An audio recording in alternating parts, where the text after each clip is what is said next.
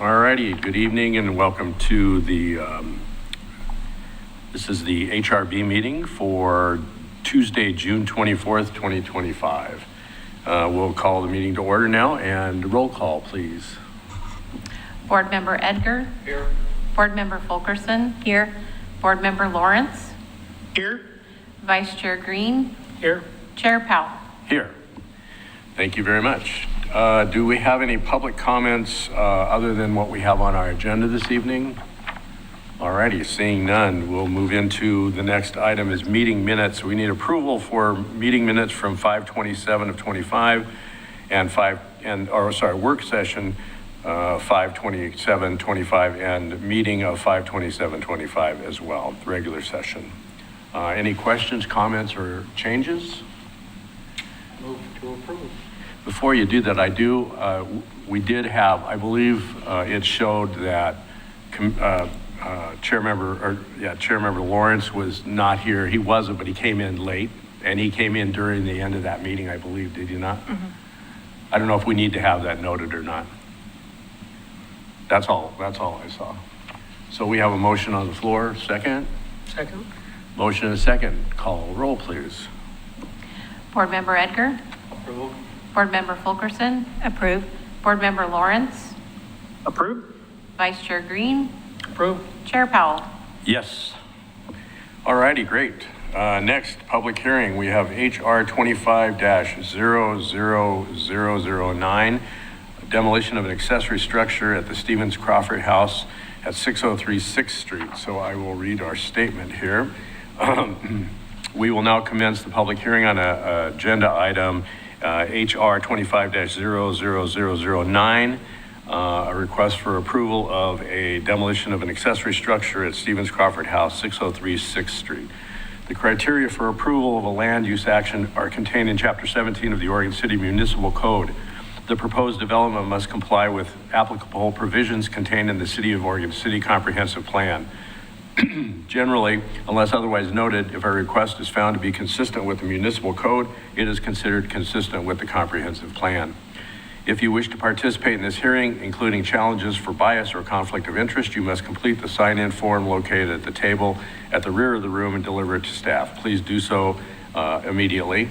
The chair will only recognize those who have submitted completed forms.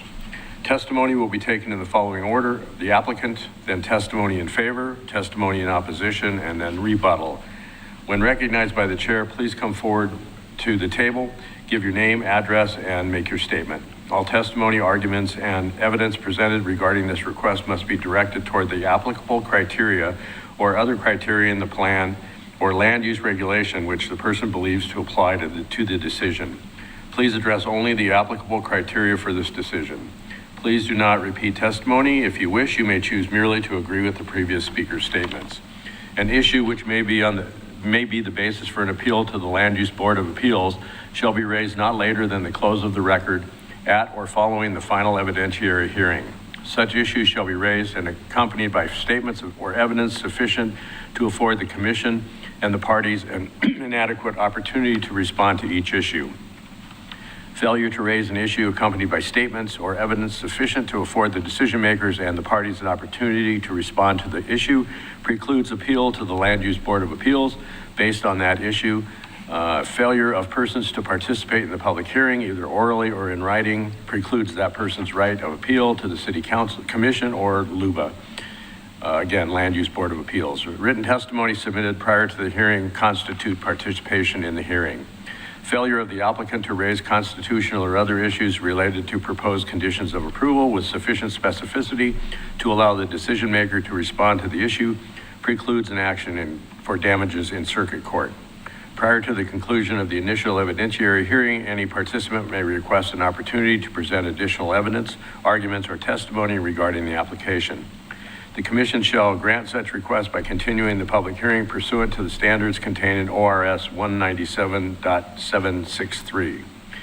At this time, I'll ask if any of the board members have a conflict of interest or ex parte contact regarding this application, or has anyone visited the site? And we'll start with you, sir. I have visited the site. I have no conflicts of interest. Mr. Green. I also have visited the site, no conflict of interest and no ex parte contact. Okay. I have also visited the site, no ex parte contact or conflict of interest. Board Member Lawrence? I have visited the site. I have no ex parte conflict or influence and no conflict of interest. Thank you. And I also have visited the site. I have no conflict of interest or ex parte contact regarding this application. Okay, next up, we'll do the staff report. And is that you? All right. Thank you, Chair Powell and board members. I'm Jude Tadeus, planner with the Oregon City Community Development Department. Tonight, I am presenting to you the findings report and recommended conditions of approval for general land use application 25-00016 and historic review 25-00009. The historic review for the demolition of an accessory structure at 603 6th Street, which is the Stevens-Crawford House. Next slide, please. It's okay. So, as is in accordance with Oregon City Municipal Code, the public notice and comment processes on this application followed our code as required. No public comments have been received for this proposal to date. So let's see, the next piece. The applicant is seeking approval to demolish an existing 350 square foot accessory structure built sometime between 1925 and 1950, according to Sanborn maps. The structure is currently in a state of disrepair, located along the interior side yard lot line shared with the Ermitinger House. The structure is being removed to free up more space for events. The applicant plans to move existing plants near the structure to other areas of the site and reseed the grass to match the existing lawn. Staff finds that given the accessory structure's apparent lack of historical significance, its state of disrepair, and therefore limited usability, this proposal is reasonable and will not adversely affect the historic significance of the Stevens-Crawford House, neighboring historic landmarks, or the McLaughlin Conservation District. And as a result, next slide, please. We just have one condition of approval, pretty straightforward for a demolition, that the applicant obtain all necessary permits for the proposed demolition. There's an additional note here that we received from our Assistant City Engineer, Josh Wheeler, on May 30th. The demolition will require a permit sign-off from Public Works for any utility services that are connected to the structure. Next slide. The Stevens-Crawford House, as you can see, is in the vicinity of quite a few different designated landmarks. The subject site is located on the eastern corner on the intersection of Washington Street and 6th Street. The lot is bordered by the Ermitinger House to the southeast, the Oddfellows Lodge to the northeast, the W.W. and Mary Mars Rental across Washington Street to the northwest, the Joseph Sawyer House across the intersection to the west, and the Pioneer Community Center across 6th Street to the southwest. Stevens-Crawford House is also on a block that's shared with the historic fire station and Old City Hall, and due northwest of Library Park and the Oregon City Library. The area is zoned mixed-use corridor 1, characterized by a mix of retail, services, offices, restaurants, and high-density residential uses along 7th Street. Next slide, please. So this image is from the 2002 Oregon City Historic Resource Survey form. The Stevens-Crawford House is a large 2.5-story house that sits under a bell-cast hip roof with a hipped dormer on the south side. The main entry to the house is also set on the south side under a shallow bell-cast hip that is supported by paired columns with Corinthian capitals. The hip eaves are all enclosed and feature large scroll-cut block medallions above a wide fres board. Other projections from the main body of the house include a cantilevered rectangular bay on the west side, an octagonal bay on the west side, an enclosed porch on the north side, and a gabled rectangular bay on the east side. The gabled bay features a bell-cast roof with gable end returns. The house is clad with narrow double-drop siding finished with corner boards. The extensive porch on the south and east sides is also skirted with this material and has been recently reclad as of 2002. The windows are primarily 1/1 double-hung wood sash with wide board surrounds. At the first floor, the windows have projecting hood moldings, and at the second floor, the wide frieze serves as the window head. The hip dormer, clad with wood shingles, features a pair of 6/2 double-hung sashes. A small garage is located at the northwest corner of the lot. It is also clad with double-drop siding, finished with corner boards, and features exposed rafter tails and a bank of 4-pane casement sashes on the south side. Next slide, please. So today, the accessory structure that we're actually talking about is not that accessory structure that was discussed in the historic survey form. That's a different accessory structure. The first image there to the top left is the front view of the Stevens-Crawford House facing northeast from 6th Street. And the accessory structure in question is the one circled in red there to the right. Let's see here. It's, however, not visible along Jefferson Street, which is that second image to the lower right. The structure to the left of the landmark is an accessory garage that is not part of this application. And that is the structure that was called out in the historic survey. Next slide, please. There are other views, thanks to Google Street View, where this structure is apparent. Just from 7th Street, looking sort of through the parking lot next to the old fire station. You can barely see it there. It's circled in red, kind of far away. And then from the Ermitinger House parking lot, that the structure obviously features pretty prominently with significant plant overgrowth over the roof there. Next slide, please.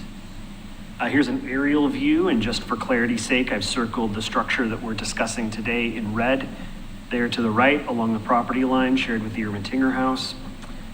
And the accessory structure appears to be located right along the property line rather than set back 3 feet as current code and best practice would require if it were built today. Next slide, please. These are the Sanborn maps from 1925 showing no accessory structure in that location on site, although the garage to the north of the building is there.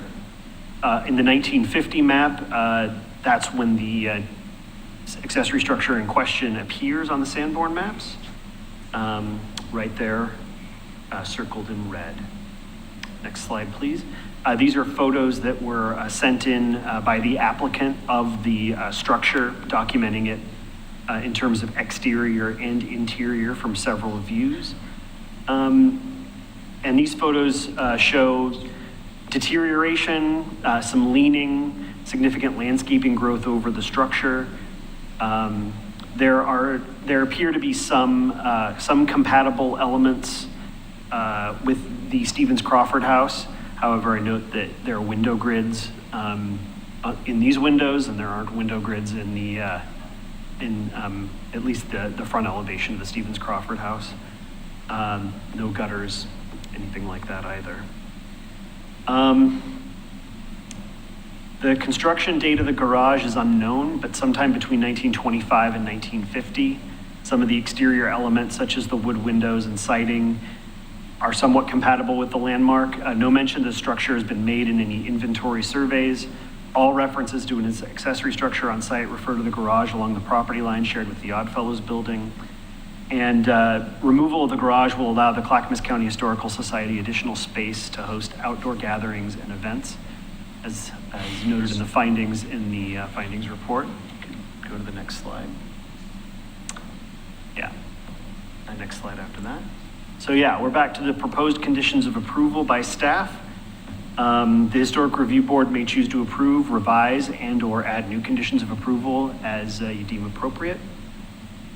And finally, at the end here, spelled out here are your options: approve the proposal and adopt the associated findings and condition, approve the proposal with additional findings and modified conditions, deny the proposal, close the record, and continue the hearing to July 22nd, 2025 to adopt final findings, or continue the hearing to a date certain of July 22nd, 2025, and provide direction to the applicant on additional information needed while the record stays open. Great. Thank you, Jude. Any questions of staff? Seeing none, is the applicant here? Would you like to speak? I don't think Would you make sure your button is green on there? Thank you. My name is Sarah Nickbor. I am part of the Board of Directors on the Stevens-Crawford House. Great. I have a question. Well, it's really kind of a statement. I was really hoping that that with your new plan, with the fencing and all the things you're going to be doing in there, I thought that would be an excellent building to have an outdoor venue. Mm-hmm. I didn't realize it was in such dire straits, though, unfortunately. Yeah, it's very dilapidated. And the one side, many of the panels are rotted. Yeah. Sorry. Gotcha.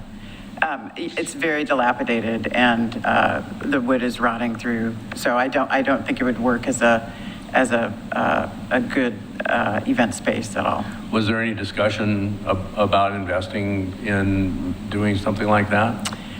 There wasn't really, because it's in such poor shape, and the flooring is pretty much partly mud and partly ground.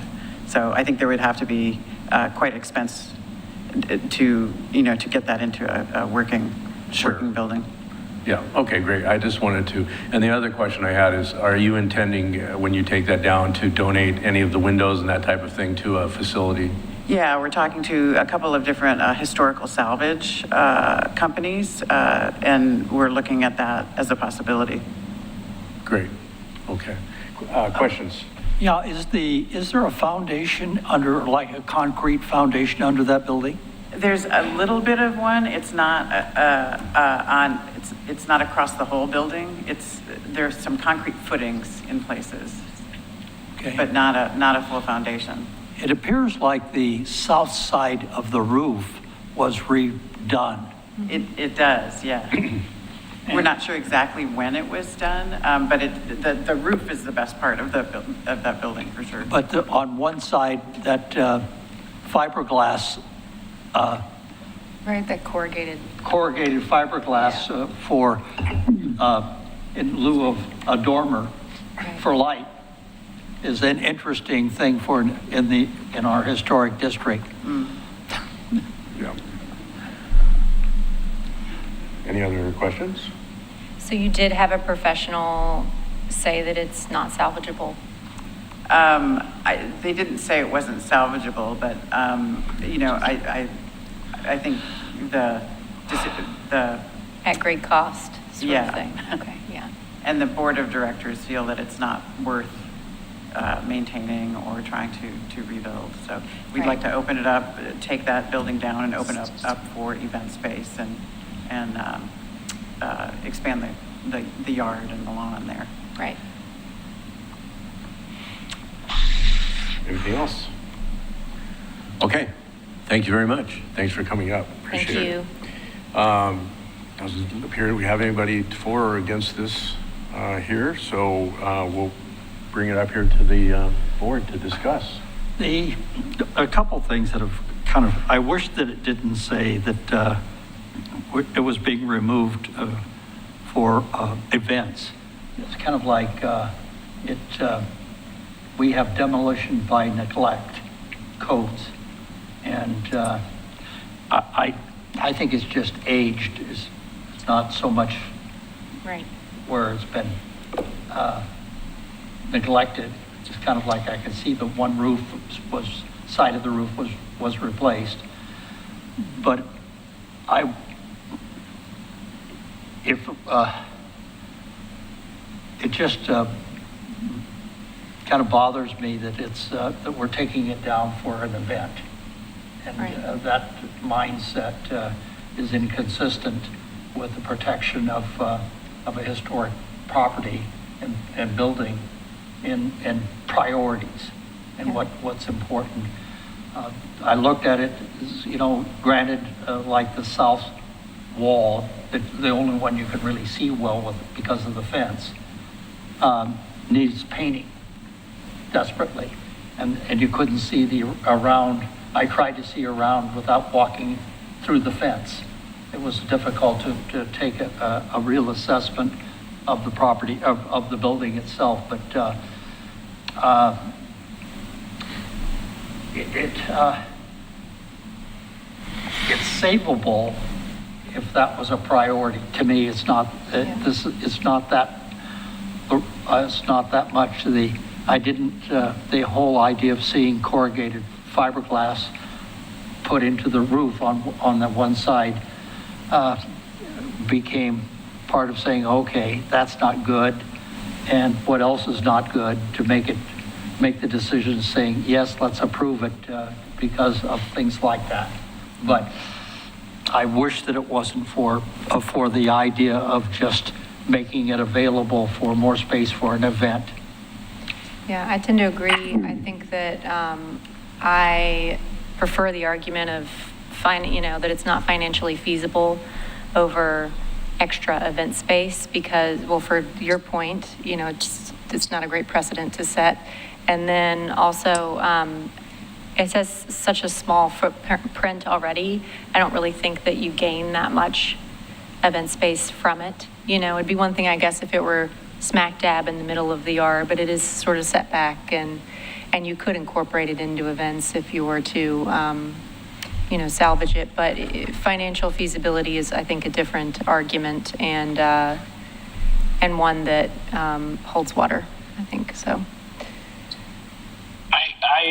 If I can interject, I always get myself in trouble, but I look at it as the real prize here is the main house, and anything, I guess it goes both ways, that yes, it's better to hear it put to us as a financial restriction, but whatever makes the main house more feasible into the future to continue to grow and thrive, even in this case, if it's just to make more space for an event, but that's also what leads to the main house being, more protected down the road and able to function, that's super important. Yeah, and I did write something down about that, so I didn't just go ahead and speak to it since you brought it up. And with respect, I disagree with that. No, with this one, with this particular instance, I'm not going to argue it too much because it's not original to the structure via the Sanborn maps. But I do think that ancillary structures, and particularly ones that, well, they provide important context, particularly ones that have a historic function or the speak to the context, speak directly to the historic function of the site. And I don't love the precedent of demoing these structures, these outbuildings, for that reason. And as a practicing preservationist, oftentimes I'll go onto a site, and these outbuildings and these ancillary structures will give me more context and provide more historic significance to preserving the structure than a lot of the primary structures do. And sometimes we put a lot of emphasis on these primary structures, but they don't speak to the overall development of the site as much as the outbuildings can. So I don't love the precedent, like I said, of getting rid of this. And I did want to, the reason I wrote it down is because I did want to go on record saying that. But again, it doesn't appear to be original to the primary structure. So you can't really make that original development site argument there, but it is part of its history, clearly.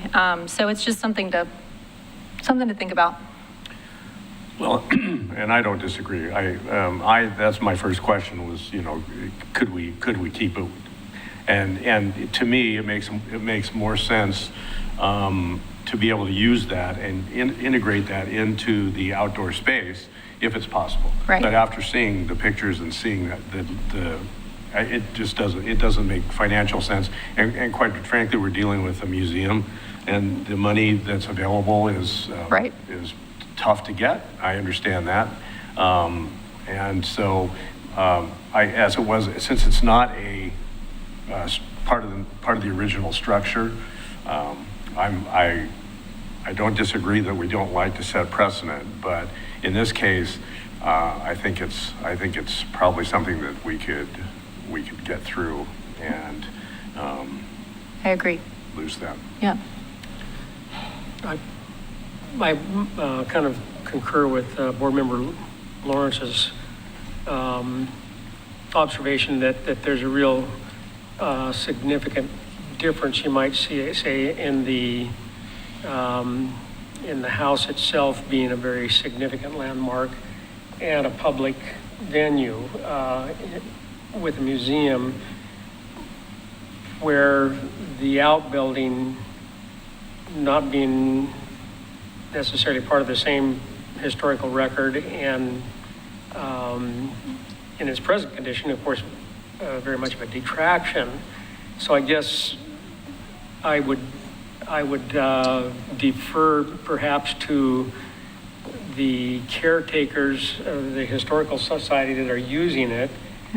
If they feel there's a better use and a better opportunity to showcase the principal dwelling by improving the grounds around it, maybe perhaps, I'm guessing there may be like some sitting areas, or don't know just what they have in mind, but it would appear something in mind so that there's a better appreciation, you might say, the exterior as people come and go. I think there's merit in that. So I guess I would lean towards approving the demolition for that reason.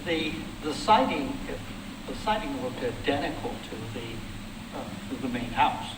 So, there's a lot of keeper stuff there that probably has a value. And to me, it's almost like that this could be a pavilion where you maybe get rid of the stuff that's needs.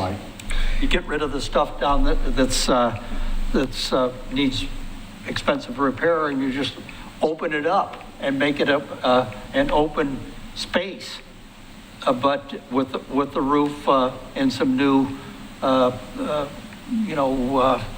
like pole building walls that would go up that would open it up. But anyway, the real argument is much like what you said, that they don't have a lot of money. We just need to make sure that it's a successful enterprise that keeps the main house properly funded and used, and I don't like the idea of it being taken down for an event. That's right. I think it'd be different if this was developer owned or even, independently owned, but because it is a museum and, financial feasibility is a real thing. I think you could argue, it would be nice if they did a lot of things with it other than demo it, but that's something to take into consideration. That's for sure. Probably the most important argument. Right. I'm sure they'd be happy with donations. Yeah. Anybody who'd like to share? Okay, any other comments? Board Member Lawrence, you're okay with that? I am, yeah. All right. Do I have a motion? Oh, sorry, what did I do? For this one, I think it's being able to document the board's findings. Jude will add that to the notice of decision. And I mean, we can infer the comment, but it'd be nice as part of the motion to also kind of put the finding of why you were supporting that motion. So then it can be the Historic Review Board found to approve the demolition because of the following. And then when someone asks, well, why did they approve that and not this? We have a record of your finding embedded in the notice of decision. Yeah, that's a good idea. Sure, makes sense. Thank you, Christina. Yes, I've written an example additional finding, and if you'd like me to read it off to see if it's sufficient for your Sure, go ahead. purposes. The Historic Review Board finds that accessory structures can contribute to historic landmarks and can tell the historical story of a landmark along with primary structures.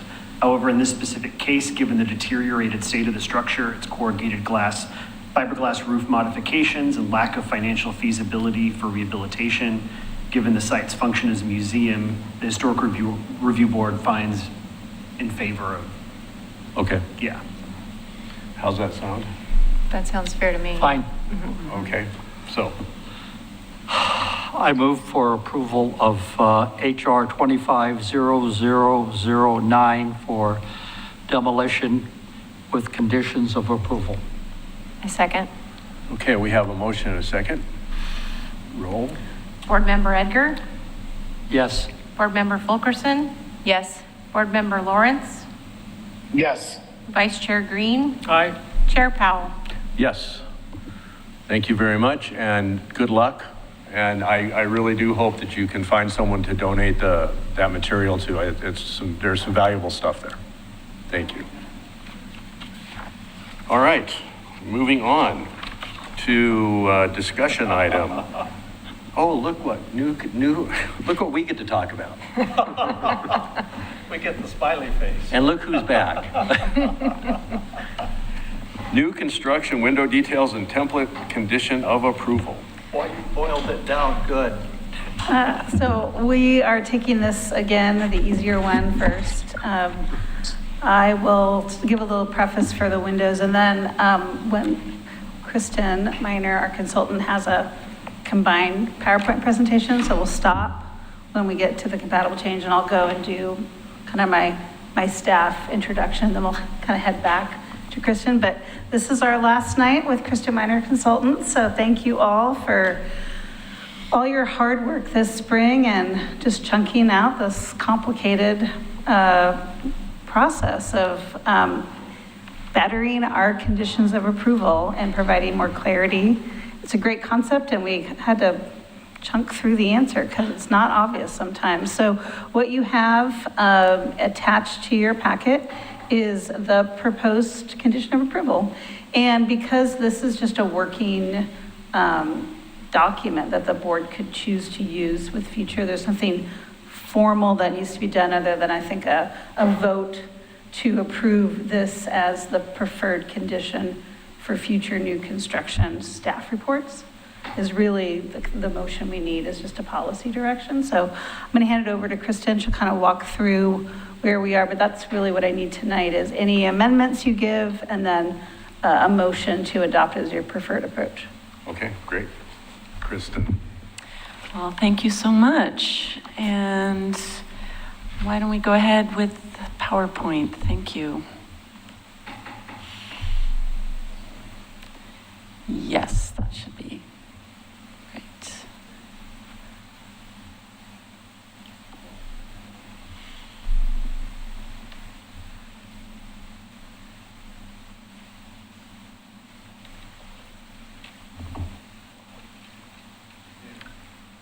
Nice. Okay.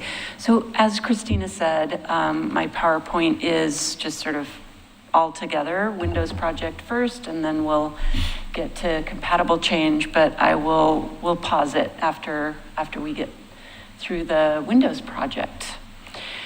Next slide. Oh, okay.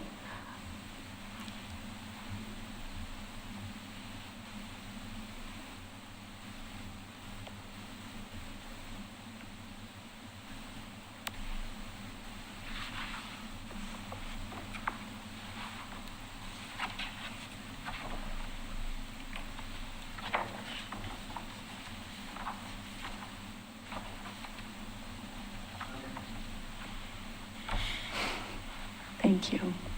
Perfect. Very briefly, the presentation topics tonight are really just going to be, oops, you can go back 1, 2, there we go. Windows project, then I'm going to turn it back to Christina for a brief discussion about State Bill 974, and then she'll turn it back to me for a compatible change policy wrap-up, policy draft, and then finally next steps. Next slide.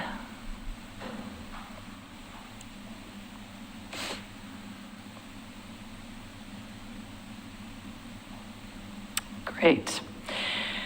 For the window condition of approval template, the first three items listed here are basically as you saw last time. So we're going to spend very little time on those indeed. You didn't have any comments at the last hearing. Those seem to be all just fine about window material, window operation, and divided lights. The last two, the exterior trim and casing and the sill, you had some comments about specific dimensions, and so we'll spend just an extra moment on those so that we can really make sure I got it right and heard it from you from last time. But in general, I did want to say the project really has shown your care to ensure that you were including windows at almost every price point, except for those very sort of big box, flattest vinyl window price point. So mid-range and up. And I hope that you ultimately will hear back from the public who is going to be using this condition of approval. I hope people recognize that really they were given quite a range to choose from for windows, and it's really just making sure that they put in those final mitigating touches of the trim and the sill, things like that, to make the windows fit in and be as compatible as possible in this district. Next slide.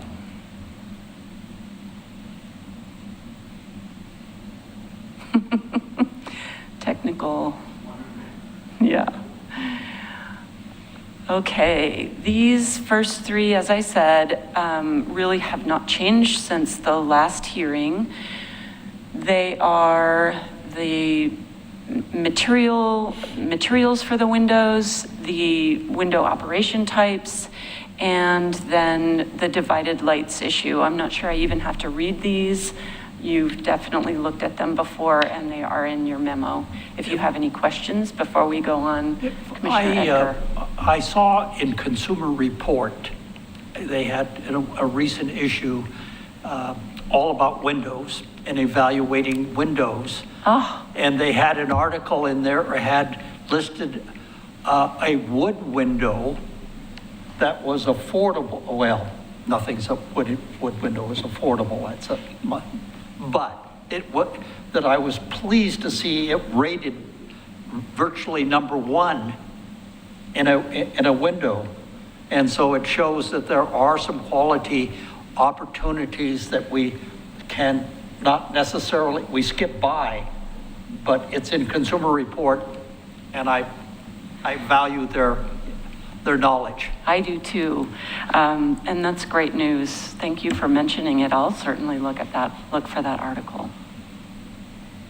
Was it a clad window, do you recall, or was it just solely painted wood? I can't remember the exact, I'll bring the article in, but it's one that's there, and it listed wood as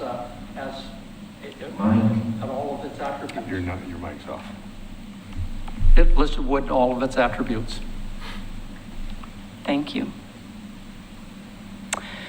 Let's go to the next slide.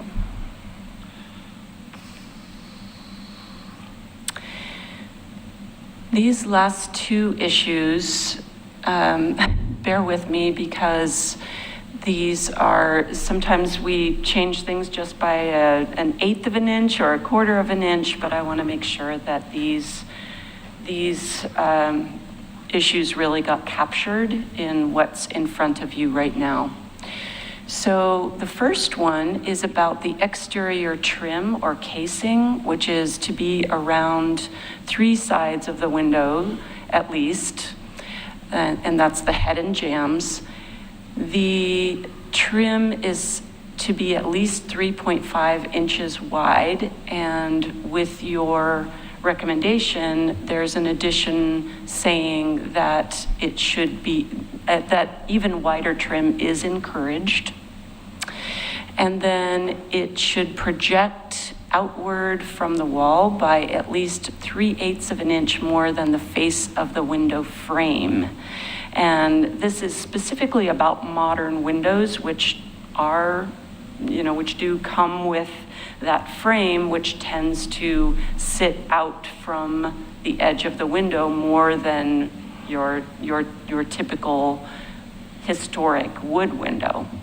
So that was something that the board wanted to see, was that differentiation, and you felt that it was okay even if the contractor or homeowner had to fur that trim out from the back, that could be done fairly easily in the field. And finally, in that first issue, if the exterior siding surrounding the window is proposed to be stucco, brick, or stone, and the face of the exterior siding is at least an inch outboard of the face, then the casing trim is not required.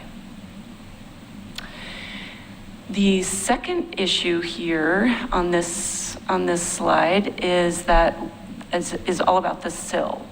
And the sill must project outward from the wall by at least 1/2 inch more than the outer face of that exterior trim casing specified above. And the width of the sill must lap beyond the casing in, kind of elevation by 1/2 inch minimum. And then just for those projects with no exterior trim or casing required, that sill must project outward from the face of finished wall by at least 1/2 inch.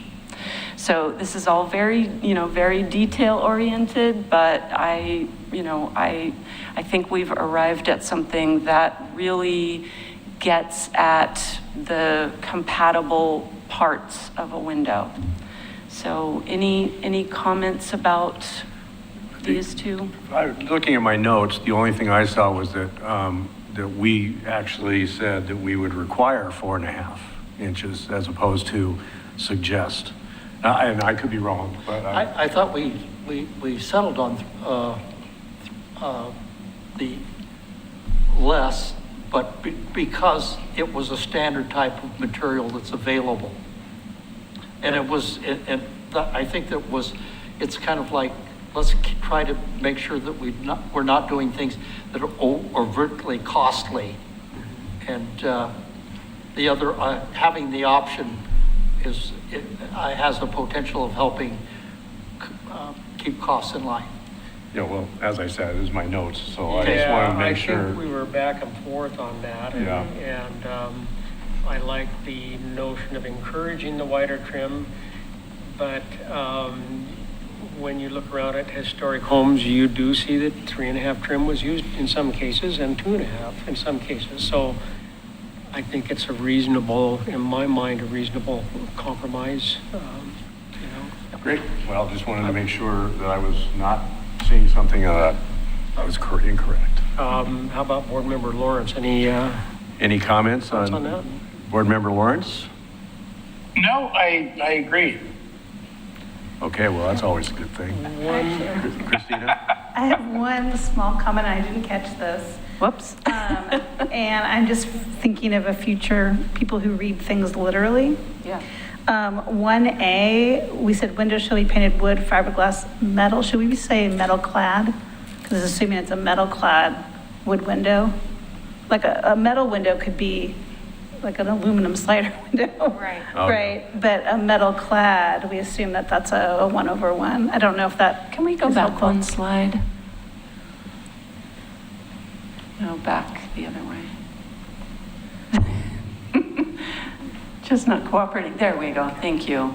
So this is that first bullet one. point. Windows shall be painted wood, fiberglass, metal, or a composite of several materials.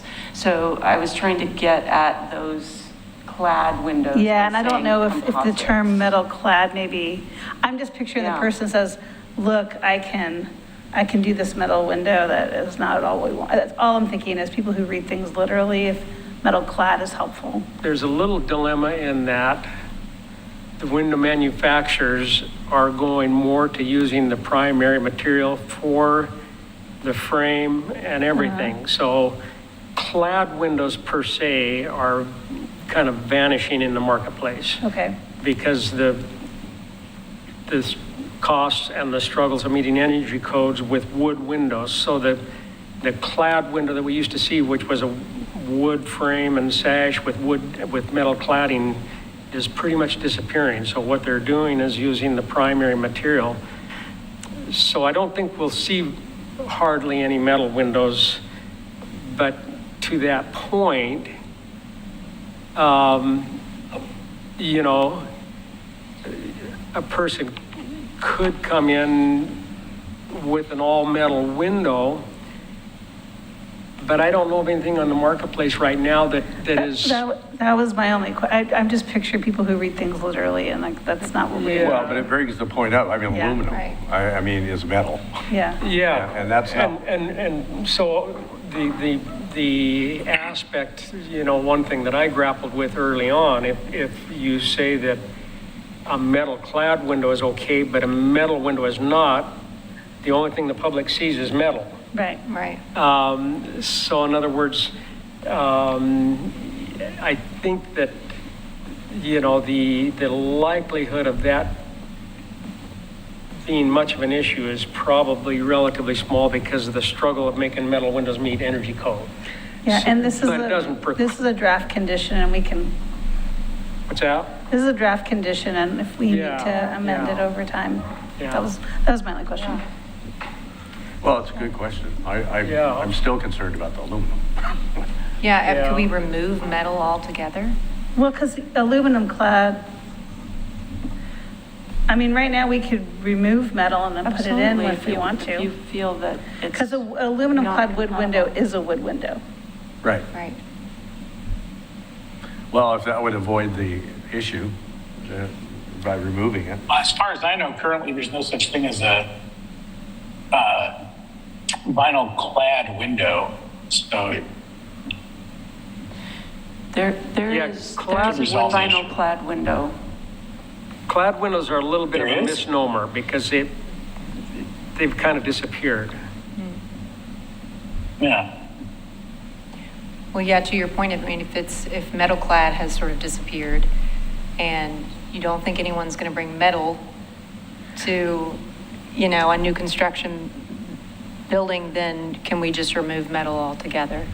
And that way there's no miscommunication or misunderstanding or. There's always a possibility that a manufacturer may start producing a metal window. Got it, okay. Yeah. Good point. That, you might say, if they What's their achieve standards? the energy Right. efficiency and so forth. So, I mean, it could be addressed again at that point. And it does just cost $50 to amend a condition of approval. I know it takes time, but ideally the people know what kind of windows they're going to do when they're coming in front of the board. So I'm okay with removing the term metal and just know that we can add to it. An applicant can always come in and ask for a specific product, That's right. you know, Right. so, yeah. Sounds like remove metal. Okay. One point that I might bring up would be the width of the sill projecting beyond the casing. I think I would be in favor of not making that requirement because you see it both ways. You see it now both ways and you see it historically both ways. I think in your original pictures, there was a yellow building on page 42 in our packet that had the sill even with the side trim, and then there was an older historic building that appears it was kind of from an angle. So I myself would be in favor of allowing either approach, either to have the sill even with the size of the casing or project. So I think I would be in favor of removing the requirement that they project by on the sides. It's a little more challenging, a little bit more of a water intrusion thing, so. Can we forward one slide again? Thank you. So in this last bullet point here in front of us, it says the width of the sill must lap beyond the casing width on both sides of the window by 1/2 inch minimum. Yeah, I would be in favor of just removing So that. strike that whole myself. sentence if others agree. What does the other board members feel? I still believe that it's important that we have this physical, it's kind of like historically, what's around the windows are always external to it. And I don't know that it's a big deal to me that it, So there's an example Yeah. that she had, and it's even.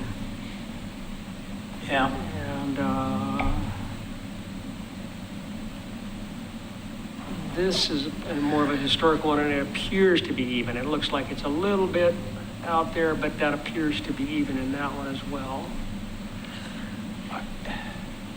I like the 1/2 inch. I mean, Yeah. I think it gives it some shadowing character. Yeah. You know, It and emphasizes. texture. And I think we'd be better off with that than not, and by giving them the option, I think, to me, makes Yeah. more sense. I Well, agree. By giving them the option to do it either way? or No, by not giving them the option. Not giving the option? Just You going think with it the should- 1/2 inch. is Okay, just so- my feeling. 'Cause I'm in that camp too. Okay. It just seems like more shadowing and more, to me, it gives it a little bit of a little more texture. Right. You know, a little bit more of a historic look. More character. Is my feeling. Yeah. How about Board Member Lawrence? Any thoughts on that? Board Member No, I Lawrence? mean, I agree. I think it's just important to maintain the shadow lines, and I don't disagree with any of the comments. Okay, well, so it sounds like we'll Sounds like we leave it in. leave it in. Thank you. Okay. Thank you for your comment. Appreciate it. Okay. Next slide then. I think you've discussed taking out one of the materials, which is metal. Other than that, I guess I would ask if there is a motion then to adopt the window project final draft language, and it can, as Christina noted, be changed again, just depends on how it's working and how staff are reading it and applicants. Okay. Any other comments on windows before we go to a motion? Nope. Okay. Do we have a motion? Yeah, I move that we adopt the draft language with the one change of removing metal. I second the motion. All right. We have a motion and a second. Call roll, please. Board Member Edgar? Yes. Board Member Fulkerson? Yes. Board Member Lawrence? Yes. Vice Chair Green? Aye. Chair Powell? Aye. Thank you. Okay, great. Great. Moving on to I'm the going to next hand one. it back to Christina. Yeah, Oh, back thank to you. Christine, right. So tonight is also our last night of the Compatible Change Project, which is taking a look at when non-designated resources, their work triggers review from the Historic Review Board. Right now, it's standalone structures and additions of more than 30% for non-designated resources. Of course, designated resources any addition gets reviewed in front of the board. So we're just looking at designated resources in McLaughlin. So this is probably our 5th meeting on this and reaching out to the community. I did actually send an email out to everybody who gave me emails on the survey in March, letting them know to take a look at the June agenda and the recommendation and then kind of the next steps. So folks that did provide that do have an update and we're able to take a look at that. Really the process piece of it is tonight you will provide a motion to adopt as your own the policy, as your preferred policy, as amended tonight, as needed. So the motion will be, to adopt the preferred compatible change policy by the Historic Review Board. And then we'll move forward with the City Commission work session. We'll present, and really we're looking at the policy. This is what we'd like to do. And then with a go-ahead from the City Commission, we'll spend the fall working on a new HRB Policy 13 for standalone dwelling units that could go through a type 1.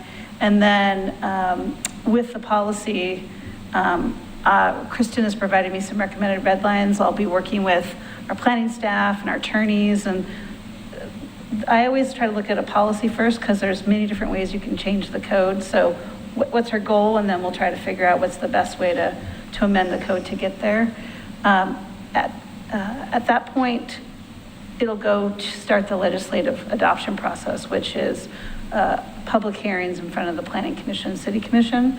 Probably have one more City Commission work session when the package is ready.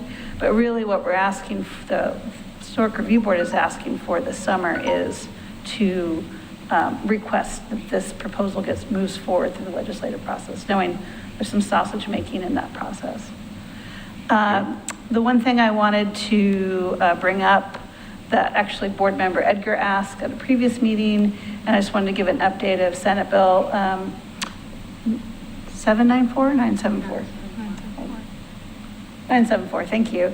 So the Senate Bill 974 has been enrolled. It most likely either has been signed or is about to be signed. It is active, I think, 91 days after sine die, so sometime in September-ish. So we've met with our city attorneys and we're kind of working through the bill. There's two pieces. One relates to engineering and planning and engineering and building permit review process, which Oregon City will be just fine meeting. The second piece is relating to design standards for projects that have more than 20 units and potentially attached duplexes. And we're still working through to see if that still made its way through.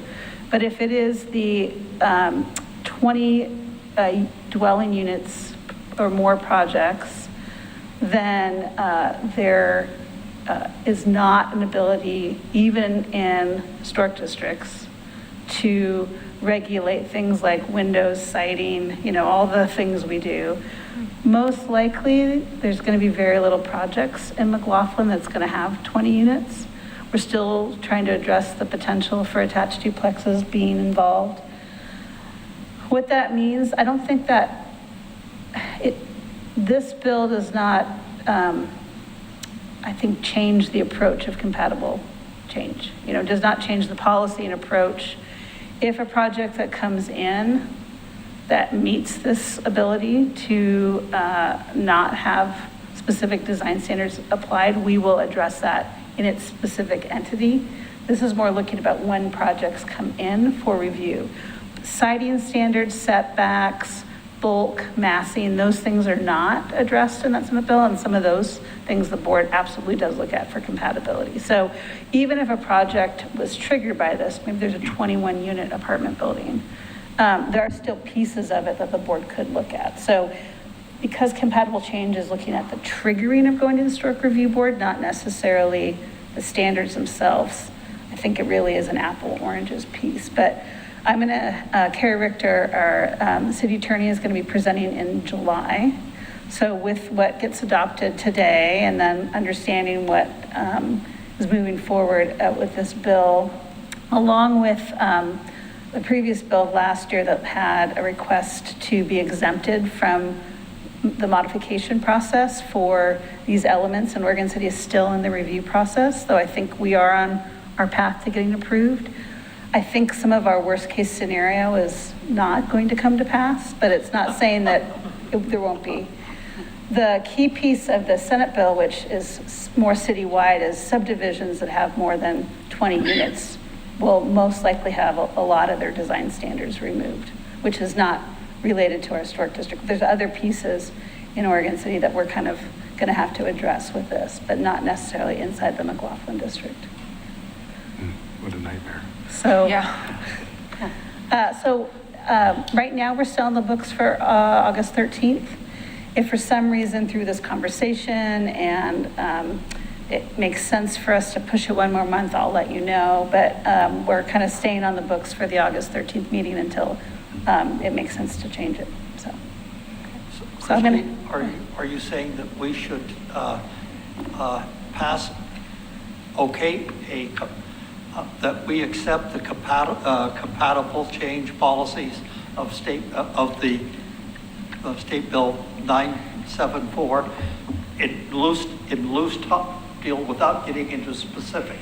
Yeah, and so the Senate bill really exempts a lot of kind of the, I like to say, the things around the cube of a building. And that would be if a project over 20 units came in Historic Review Board, there may be things that you can't look at. But there's other things you might be able to look at. So maybe there's a big mixed-use building that comes in on an empty lot in McLaughlin. There may be ones where you can't look at it and other pieces that you could. But that's a future project that doesn't exist right now. And the bread and butter of what the compatible change project is small, little 1, 2, 3 unit infill in McLaughlin. Right. We're just trying to be compliant with the state. Yeah, so this is fine because this is just the triggering of going to a hearing, not necessarily the everyday. And if the project is over 20 units, you would not be able to, we'd not be able to regulate the pieces that are listed. That would just be allowed. And we would probably say, here's your bucket of things you can look at. You cannot address this. But once again, that would, I don't know those projects. So that's why I think we're okay with the compatible change, because it's just that threshold for review. Right. So I'm going to hand it over to Kristen. Does everyone have any questions about just the process moving forward? And really tonight is adopting as your own the policy approach as amended, if you want to making changes. In an ADU infill in a historic district, what controls or oversight do we have? Well, so those are projects that are less than 20 units. Yeah, they're less than 20 units. Yeah. So the Senate bill is not affecting projects that are less than 20 units, except maybe this attached duplexes, and we're still working through. It's one of those when you write a bill and you exclude something. I thought one of the housing bills did. Yeah, and that's why I want to, the attached duplexes still are out there. And that's why I want to have Carrie come in July. But the key thing is detached duplexes, triplexes, fourplexes, single family are not affected by this Senate bill. Great. Okay. So just to kind of follow up on that, I encourage all of you to, not shy away from adopting tonight the incredible work that you've done to get to where we are. The policies that you will be adopting, I think, really show what it is that you want to see in this district. And that's so important, even if, when working with Carrie Richter and Christina, even if there are some ramifications to the work that we've done through this project, it's still policy, and it really shows your intent for the district. So I think, as much as possible, that policy can then be carried out regardless of what the state says. Mm-hmm. As much as possible, I said, yes. Okay, next slide. Thank you.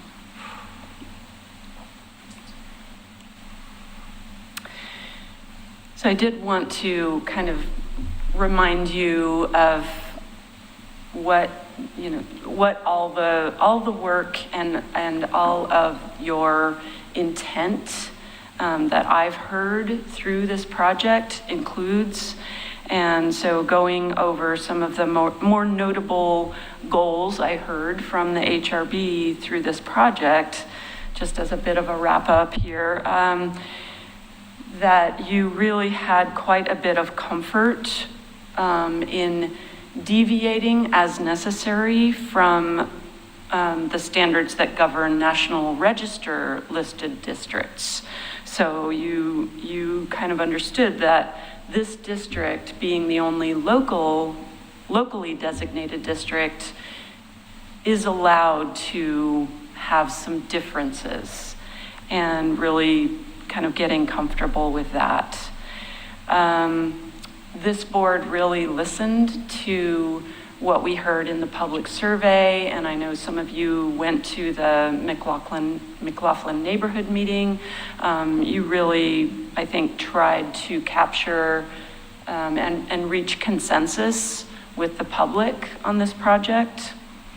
And then just seeing that there is a baked-in disincentive created by requiring an HRB review, and being open to doing the work to lay out an over-the-counter path to approval to make small dwelling units easier. That is, I have to say, that's very commendable. I don't see a lot of other jurisdictions wanting to create that path for people to be able to do that over the counter. And then just really doing your homework and, as we saw in the Windows project, even caring enough about those small details to just really get it right. So I wanted to thank you, and I have a feeling that other jurisdictions are going to be looking at this compatible change policies, whatever comes out of this project, around new construction in conservation districts, just the same way that when we started out this project, we looked at what other jurisdictions had on their books. Next slide.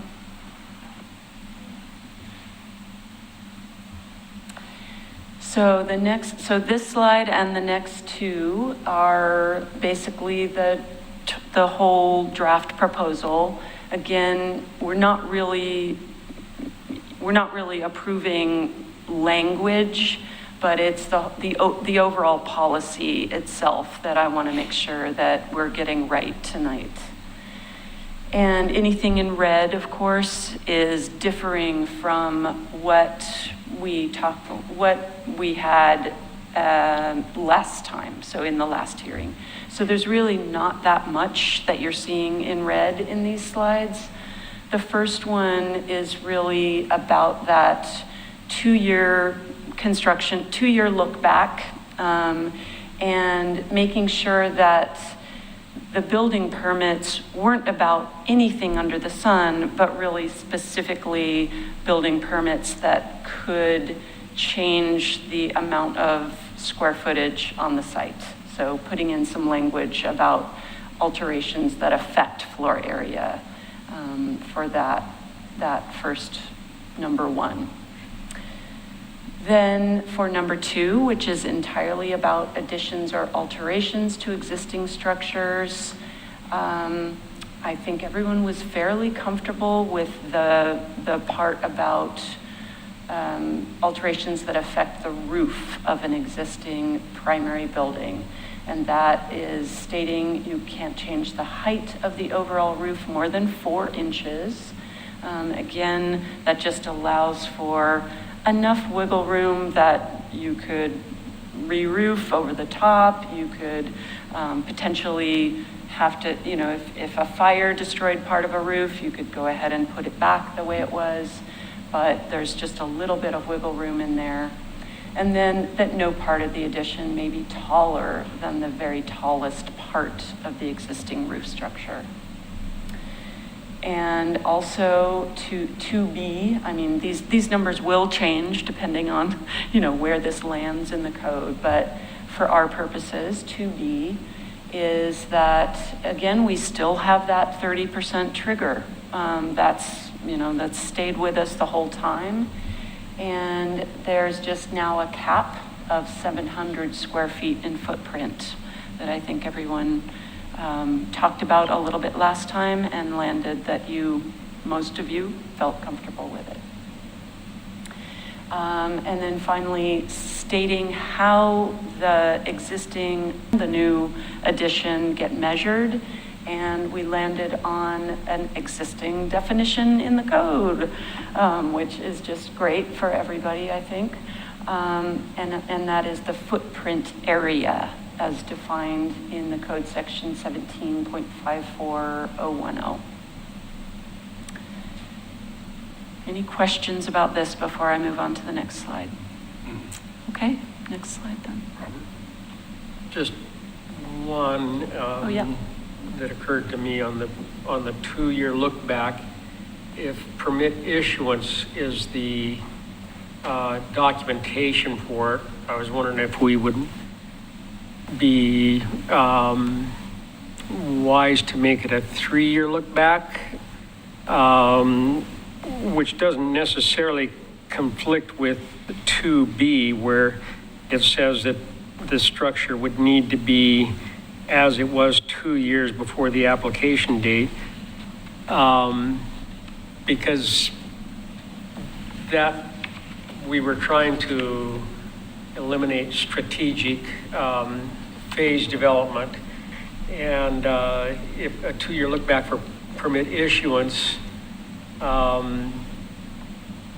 doesn't really mean that you would have the structure the way it was 2 years ago. They might be over the course of construction for a year, so it might really be only a 1-year look back. I don't know what the other board members think about that, but Yeah, I think we talked a little bit about that. What's that? We talked a little bit about that last time and agreed with you, but didn't really make it an actionable I don't change. disagree with what you're saying. Because of the amount of time that it takes to get jobs done in this day and age can be longer. Well, and approving plans versus when they take place, that kind of stuff. And you even talked about the lead time on applying for the permit versus it being issued. And there were just other little, periods of time that I think add up to the life of a project. And typically, job progress doesn't move as fast as it has in years gone back, getting things mobilized and so forth. So, in the case, if somebody thinks, well, I really want to do 2 additions to this thing and I don't want to confront it, a 2-year look back on permit issuance, I can say, I'll pull my permit, I'll get a 180-day delay, I'll start it in a year, I'll build that out, and then I'll go in for my other one. And so a 3-year look back, I think, covers that. Eliminates any attractiveness of trying to do any loopholes. And, I agree. I would trust your experience with What's that. that? I would trust your experience on this. Yeah. His experience in extending out the job, or- In finding I'm loopholes. not saying I did it. Okay, does that? Yes, so it 3 years, I think, could easily be substituted for 2 in that clause. So Excellent. if everyone is comfortable with that. I do have to point out an error of mine. Christina just pointed this out to me. So in the very last, under 2B, subsection 1, I wrote footprint area as defined by Oregon Municipal Code 1754-010. That's the wrong citation. I apologize. It should be 17.04.483. So, but that is the definition of footprint area that we're using. Sorry Okay. about that. Great. Great. Okay, let's move forward one. Great.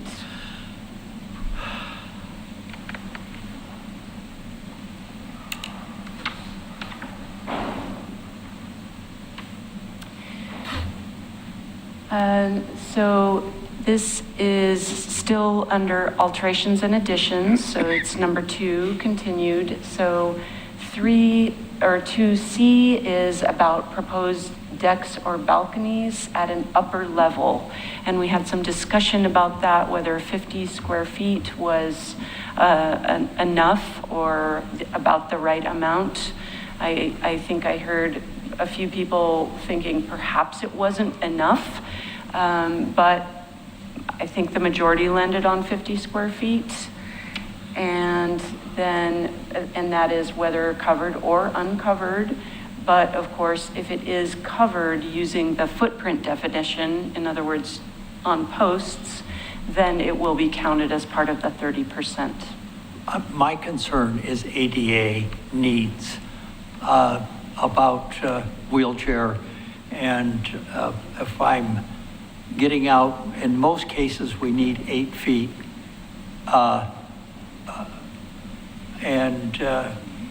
So if I go 8 by 10, I'm over 50. Sure. Are ADA ramps going to be going up to the second floor? Yeah, but Maybe. Most likely not. On an outside balcony, I don't think so. But I've faced that with a lot of people with ADA coming even into my house Yeah. all the time. And so how we help them up, we have 5 stairs that we have to get them up. And then and I have a wide staircase so that we can be on both sides to get them up onto the deck. And I don't know, it's just, it's 50 feet, just square feet appears to be awful tight. Well, I think the board can certainly make that decision if you would like to enlarge the 50 square foot allowance, or if it seems that there are not going to be too many cases that could fall under, this ADA consideration. People can always come in front of the board, and I know you don't want to have to make, especially those people who have, mobility issues anyway, to come in front of the board. But so this is certainly something that I'd like to hear from. A lot of the historic decks were like 6 feet predominantly. They weren't 8 feet. And Right. and now with ADA, it just seems like, and the awkwardness that we have to go through, it's an issue. And I don't know, I just, to me, that we had some special dispensation, or that we could, or some way we could, other than making it a hard, fast rule where we could, but where we could go, where it could be larger if necessary. Well, if they fall outside, this isn't a design guideline where we're saying it's bad. It just would trigger going to an HRB review To get the approval. Yeah, go ahead. I just want to remind everybody, ground floor ADA ramps would be exempt, right? Because we're allowing ground floor decks. We are. So this would be only, and I'm thinking of a recent ADA ramp that we all were involved in a couple years ago. And it would only be the portions on the second floor that would be Right. counted. Okay. Right. So that's such a unique project where the ADA ramp went up slope to the second floor. Most ADA ramps are coming into the ground floor, and those Yeah. are exempt because we would treat them like a deck. And I would say that generally, if you're in that kind of a situation, the doors would be changed, right? So you'd have a bigger door, so you'd have that flexibility to get in and out even in a wheelchair, or rather than you're not going through a standard door probably, I'm assuming. So I think it'd be minimally invasive to keep it at 50 on the second floor. I think it's Yeah, just- I was more thinking about ground floor. Yeah, those are porches. exempt. Oh, okay. Yeah. But this is on a split, so the upper level on this picture, Be like a second floor It's a- balcony. it's- The, yeah, one or it- two pictures back showed. but on the back side of that's probably at ground level. Yeah. And just remind me of this, because I'm not as familiar with ADA code in Oregon, but does every unit have to be ADA compliant in new construction, or do they reserve certain units for ADA compliance? So this would be most likely people who choose to, for single family, middle family, there's no Right. trigger. I am not a commercial building plans examiner, but it really is triggered for specific places of the commercial building code, Right. but not what we're talking about here with single and middle housing. Right. That would be a choice, this is really a choice A of the choice owner. because they get financial incentives for reserving certain units. I think this is just more like probably someone living in place and wants to have it. And so they're coming to the city. We get a lot of volunteer ADA ramps that people are putting in. Right. Yeah. Right. Okay, thank you for answering that. All right. So 2D indeed is about those ground floor decks, and it's basically saying that they're allowed. So if a deck is accessed from the ground floor of an existing building, they are not counted as part of the 30% unless they're covered. And they have to be covered, not just by a cantilever, of course, but by supports to be counted. But that would certainly cover most ADA situations. Okay, next slide. And this is the last part of the kind of total draft proposal. And this is about new freestanding construction. So first, that the HRB is willing to work through a new new policy document for small freestanding dwelling units, and those footprints are not going to exceed 500 square feet and a height not to exceed 15, and that's measured to the midpoint as the code specified. And those will be allowed as a type 1 staff review, and they're going to have to meet the restrictions that you lay out in the new policy document. And then 3B, also new freestanding construction, but for accessory buildings that are non-habitable. Those may have a footprint not to exceed 310 square feet and a height, again, not to exceed 15 feet. So that is the whole of the policy direction that you're putting forth, and it doesn't seem like a lot now, but we've certainly gone through quite a bit to get here. Right. Any So- comments? Question on the language on 3B, in where it specifies non-habitable, and I guess Christina can correct me if I'm wrong here, but I mean, it could be habitable or non-habitable, couldn't it? I mean, if it was, for instance, an art studio or a guest suite, the distinction would be new dwellings versus habitable space. Didn't we talk about the kitchen and? Yeah, non-habitable is non-habitable. That is a storage space. It's not rated, Anything under 200 square feet, our building department's not going to review. If it's 200 to 310, they will review it, and it's not a habitable, like, there's not a bedroom.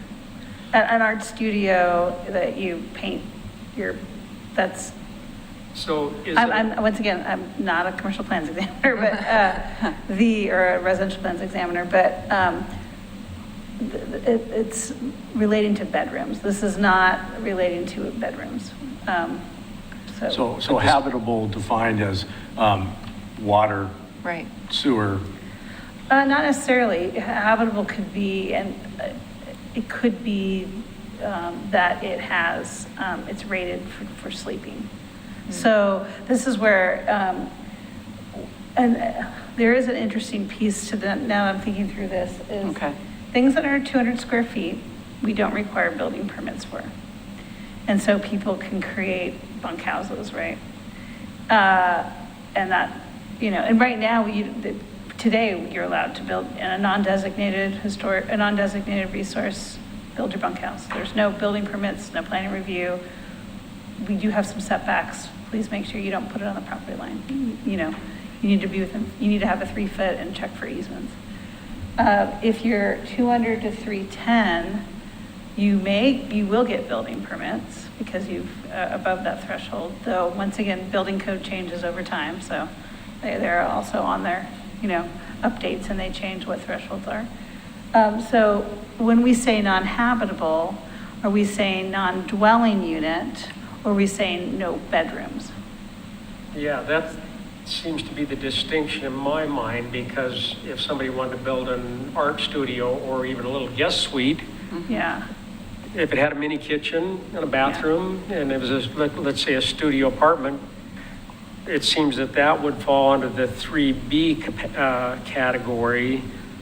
If they wanted an actual dwelling unit with cooking facilities and so Yeah. forth, that will fall in the other category. yeah. So should we say non-dwelling or something to that effect? Well, we talk about dwellings in the 3A. It just seems like that Maybe just remove non-habitable, would that work? Yeah, I'm Yeah, just is that thinking, okay? I'm thinking through the piece of, if I'm trying to game the system, right, in my head, Yeah. I don't want a dwelling unit because I don't want to pay the system development fees, and my family's going to, I'm not renting it out. So I'm going to go build my 310 square foot building. I'm going to use whatever materials I want because I'm not triggered for anything. And I'm going to make it a bunkhouse, right, for guests and visitors, and then I do my art in the backyard. That's a freestanding accessory building. A freestanding dwelling unit is a separate unit that could be rented out. It has its dwelling unit through Middle Housing Land Division, could actually one day be sold as a separate unit. So that's a full dwelling unit. Right. And that is, so a question is with, we're trying to create incentives, but 310, you're not getting a kitchen, you could get a bathroom, and you might be able to sleep in it. Yeah. So could you say new freestanding accessory building, and in parentheses say not a freestanding dwelling unit? Yeah, Or like, I mean, I think just make the distinction or something there. it's kind of implied, but this is a policy document, it's not code, so Yeah. if we want to say that, because that'll give, Yeah. that policy, just the. I'm thinking like what might trigger you. Right, that policy distinction helps us as we try to implement and write code, yeah. So you think we should say that Sure, instead? yeah, right now, it's better to be Yeah. over specific, and then we'll Right. look at the best way to translate that into the actual code. Yeah. makes sense. In wanting to use the same verbiage that you're used to as the, person who looks at this and knows all of the verbiage, so. Or, Definitely. if it's, does it matter? I mean, if it's a dwelling unit code-wise. In other words, let's say somebody wants to build a little 300-foot micro apartment for our purposes. and it's got a stove in it and a shower. I mean, 300 feet is 300 feet. I mean, is Well, then that, you're basically saying you don't have to meet any design standards. what's that? Then you're saying you don't have to meet any design standards, which might be fine, but you're basically making a threshold of, this is a non-designated resource. We used to be 200 square feet. Yeah, We've upped, for just an accessory building, these are garages too, right? Sure. We've upped it to 310 to give a little bit more flexibility for the size of Exactly. accessory buildings. And then we've created a separate thing that says dwelling units, which most likely are going to be the 400 to 500 square feet. Right, Because you're right. paying system development fees. I just, honestly, in this day and age, we're not in such an urban place where that pencils. So the person's going to build as big of a accessory building as they can. And so they'll either decide, do I want to keep it at 500 and just go through the type 1 level? Or if I really want to be a 650 square foot, I'm willing to go in front of a hearing. Exactly. So I just don't see people having 300 square foot dwelling units. It's yeah, not I going mean- to pencil and people aren't going to pay those fees. So, I mean, I don't think there's much hazard in just removing non-habitable, is there? Just simply say. No, move I just thought 310. it might help Yeah. for just like to provide Accessory distinction, building. but I don't think that it's half a necessary at foot. all. Yeah. I'd leave it, I would take their comments, because to me, it Right. seems like the staff's going to have to be dealing with it, Right. right? Yeah. More than policy. So, I mean, if you think that that's something we should include as a staff person who has to. It deal doesn't with hurt, because we're using this as our implementing, base document. Yeah, May I agree, whatever makes more May sense to you is more clear for you. Yeah, writing code is its own art and science, where you take this and out comes the code. So there's some stuff in the middle we haven't done yet. Are we saying now then that they could build up to 310 square feet, but when I go to 310, do I need a building permit? You will need a building permit over 200 square feet. All right. But under Yeah. 200 and Yeah. under, Yeah. you nothing? don't. Yeah, That's and that's right. today, and that's the policy today is, there is no building permit and there's no planning review for non-designated resources. Okay. Well, the previous time you were here, you showed a design of a garage, and I said, wow, that's beautiful. Something I would consider. Yeah. But it's bigger than 200 square feet. It was bigger than 200. I can't remember off the top of my head how big it was, but I think it was around this, 300 to 400 square foot size. It wasn't that big. Okay. Anyway, definitely would have needed a building permit. I don't have a garage. Okay, should we move to the next slide? So if there are any last changes or comments, and so I think I did hear 2 items. One of those was to change the initial 2-year look back to a 3-year, and then fixing my error with the footprint area definition and making sure that citation is right. But I think, And pull out the compatible. and pull out the non-habitable Yeah. language in Yes. 3B.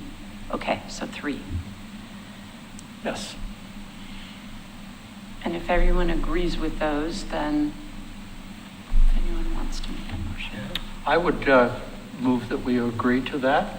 I How think it's about acceptable. Board Member Lawrence? Any thoughts? Gordon? You have- Yep, I've been sitting here listening and I don't have any input on it. So I'm happy to move forward with the motion. Okay, great. So you're, I move that we approve adopt the compatible change final draft suggestions, or whatever you call it, or policy suggestion. policies. Policy recommendations. Policy There recommendations. you Better recommendation. A second. We have a motion and a second. Call roll, please. Board Member Edgar, Yes. Board Member Fulkerson, Aye. Board Member Lawrence, Aye. Vice Chair Green, Aye. Chair Powell. Aye. All right, passes. Thank you Fantastic. very much. Yay! I would have brought cupcakes, but I didn't. Yeah, where are those cupcakes? Where's the balloons? Well, Krista and I That's would right. like to say thank you very much for all of your hard work and putting up with us for all these meetings and always coming back with a happy smile on your face. We appreciate your hard work very much. And Well, Christina, for all you've done Yes, as well. yes. Thank you. Being politically correct is an art form. Well, it's honestly been a pleasure. This has been a really interesting project for me, and I've learned things, and I feel really good about the outcome. I hope you will too, as it goes into practice. Well, we're about halfway through now. We've Yeah. just got a few more things to do. Yeah. Great. Well, thank you. Yep. I'm sure we all appreciate it very much. Okay, Christina, communications. All right, well, I have a couple. One, Kara Richter will be here in July to talk through. As I said, I'm glad we adopted the compatible change because now you can say, here's what we want, here's what the Senate bill, and like, where's our, where's our conflict points. You will have one hearing next month. The residential care facility on 10th and Washington is moving forward with their big rehab. They received a variance from the Planning Commission last month. By state statute, they have to have kind of a portico share turnaround in the front.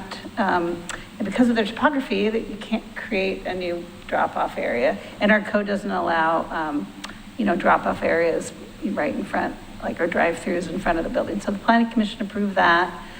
They're going to be going in front of a site plan design review for the actual old hospital, but that is not a designated resource. So that is not coming to the board. The Dr. Guy Mount House, which is behind it, kind of closer to Center Street, was the Dr. Guy Mount. I think there's also another brother Mount. They were involved with the Oregon City Hospital. The house was built first, and then the hospital was built like a decade later, but integrated in. The applicant is proposing an enclosed hallway that has better access between the hospital and the Dr. Mount House, which will be more administrative part of the building. But because the Dr. Guy Mount House is designated resource, that the enclosed hyphen is what's going to be reviewed in front of the board. So you'll be getting that next month, and notice will be going out soon. So it's a very piece of the puzzle, but they're all kind of pieces of the puzzle. And then the normal site plan design review will be noticed sometime this summer as well. Great. And finally, I want to say goodbye to Kay Newman. You may not know, but Kay is leaving us. Okay. She has been amazing. She took a new role and made it her own, and it just knocked out of the park, but she's moving to work with her husband at his insurance agency as a new partner. So that's a brand new, exciting time for her. So we're both super happy and very, very sad at the same time. Wow, It was congratulations, and we will miss you. Smiley, frowny face, emotion masks. It's the smile with also the tear emoji. Yeah. So this is Kay's last night. That's why you were watching Kay tell Jude how to do everything. Because we're going to be putting a notice out probably after our new community development director is hired. We have interviews next month for that. But we're going to wait and see if it's the right description. But sometime in the next couple months, that position will be opened up. So have patience with us as Jude, Melissa, and I are going to play AV tech support over the hearings this summer. So have lots of patience for us. We will be very patient. Well, congratulations, Kay. Good luck. And that's all I have. Great. All right, anything from the board? Nope. All right, great. Well, hearing none then, we are adjourned for this evening. Thank you very much for everyone. Thank you.